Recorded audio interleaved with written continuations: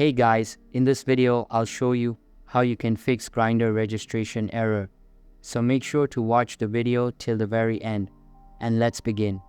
First of all, open App Store on your mobile device and search for Grindr inside it.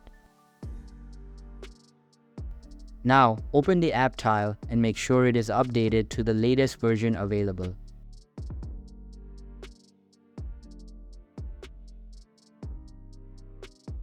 After the app is updated successfully, open it up and you will be redirected to the login page. Now, don't mistake the login page with sign up. In order to log in an existing account, you can enter your credentials on this page and open your account.